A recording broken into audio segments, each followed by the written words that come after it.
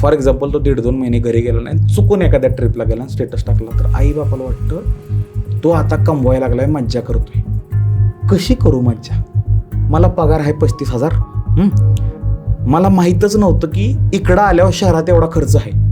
For example एका आठवड्यात 2 तरी टीममेटचा बड्डे आहे. आता त्यानं माझा केक कापलाय, त्याचा मला कापायला लागणार आहे. सिक्रेट सांटाला त्यानं मला काहीतरी दिलं, मला त्याला काहीतरी द्यायला लागणार आहे. टीम आउटिंगला जर मी नाही गेलो तर मला माणूस घाण्या मानणार आहे. सो मला टीम आउटिंगला जायचं आहे. 35,000 15,000 यातच गेले.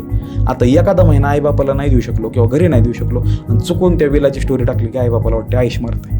काय आईश मारते? पोरगं टकल पडायला लागला, ढेरी सुटली, ह्या काय करतोय स्वतः होतो काम. सो हे पण मला आईबापाला सांगायचं हो, कमी पैशात पोरं बरेच सर्वायवलच्या गोष्टी करतायत ह्या शहरांमध्ये. सो कोण आईश करत नाही आहे इथं, जो करतोय तो कळून बी देत नाही करतोय.